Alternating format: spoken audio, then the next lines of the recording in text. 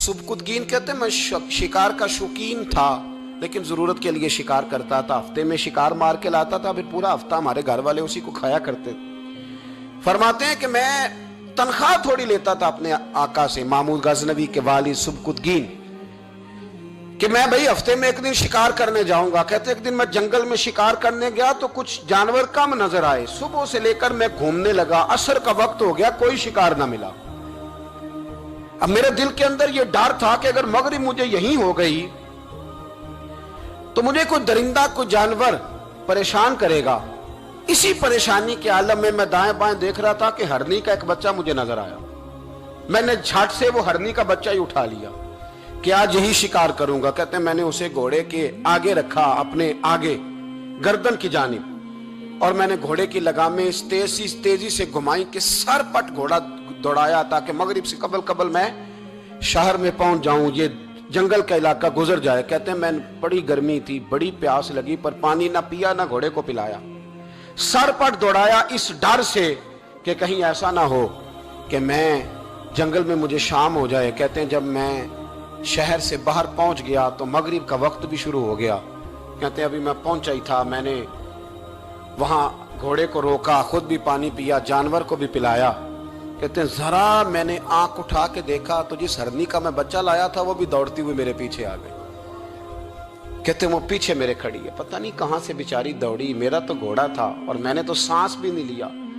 1.5 घंटा 2 घंटे मैं भगाता लाया इस जल्दी में कि बाहर आना है। कहते हैं पलट के देखा तो उसकी सांस फूली हुई हरनी की और ललचाई नजरों से मुझे देख रही है। दिल के एक कोने से आवाज आई कि आज तो 2 शिकार हो गए।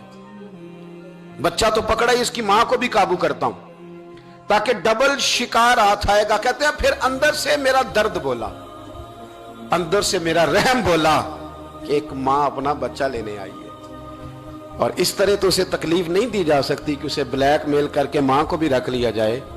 कहते हैं जब मैंने उस हरनी की तरफ देखा तो उसकी नजरों में सवाल था, उसकी नजरों के अंदर सवाल था, कुछ मांग रही थी।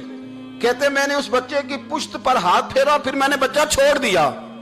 कहते उसने पहले बच्चे को बाजुओं में लिया, फिर अपनी जुबान से अपना बच्चा चाटने लगी। कहते हैं फिर वो जब जंगल की तरफ जाने लगी तो एक दफा उसने मेरी तरफ देखा, दूसरी दफा उसने आसमान की तरफ देखा। जिंदगी में मुझे इतना सुकून कभी नहीं आया था जितना आज आया। कहते मैं घर गया, इशा की नमाज पढ़ी, बावुजू मैं बिस्तर पे लेट गया। लोगों मेरे नसीब देखो, मुझे मदीने वाले महबूब का दीदार नसीब हुआ। रसूल करीम अलैहिस्सलाम मेरी ख्वाब में आए, मैं रोने लगा। घर महक उठा, फूल खिलने लगे, खुशबुएं बिखरने लगी। कहते हैं महबूब करीम तशरीफ लाए और क्या खूबसूरत जुमला है।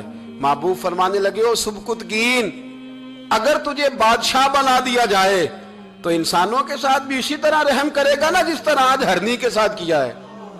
अगर तुझे बादशाह बनाया जाए तो रवैया यही रखेगा या बदल जाएगा। कहता मैं रो पड़ा, मैंने कहा यार सुल्ला मैं तो गुलाम बनने के भी काबिल नहीं, तो बादशाह कैसे बनूंगा।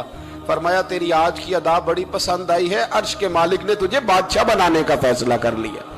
तेरी ये अदा बड़ी भाई है, बड़ी पसंद आई। फरमाते एक हरनी के बच्चे पे रहम खाया था, रब करीम ने मुझे बादशाही अता फरमा दी। हम ना सियासत से बादशाही लेना चाहते हैं, सियासतदानों के अपनी जेब से इश्तिहार छपवा के बादशाही लेना चाहते हैं, डेरा बना के बादशाही लेना। ना ना ना, बादशाही तो रहम करने से मिलती, बादशाही तो शफकत करने से मिलती, बादशाहियां तो अल्लाह की मखलूक से प्यार करने से मिलती।